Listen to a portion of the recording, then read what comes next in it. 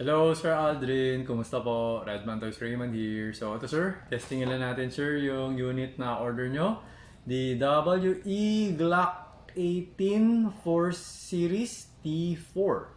Okay, so this is the one with the silver slide, tan frame, and gold outer barrel.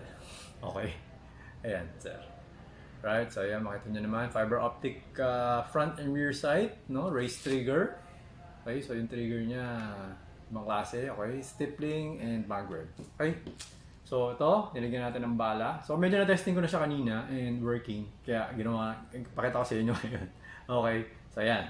So nilagyan ko na siya ng gas. So ito na, sir. Okay, always remember to keep your trigger finger out and make sure that the muzzle is always pointed at the safe direction. Okay? So, pasok natin. Okay, medyo lakasan mo, no? Para sigurado.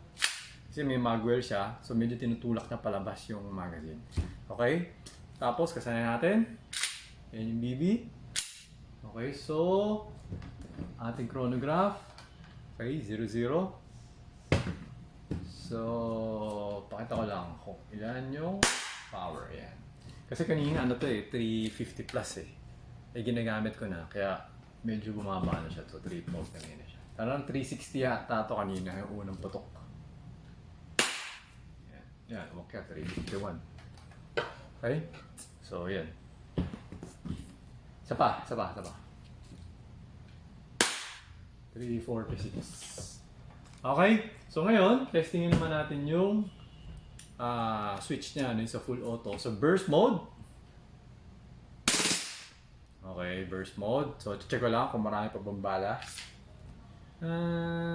Medyo madami-dami pa. Okay. Isa pang burst mode.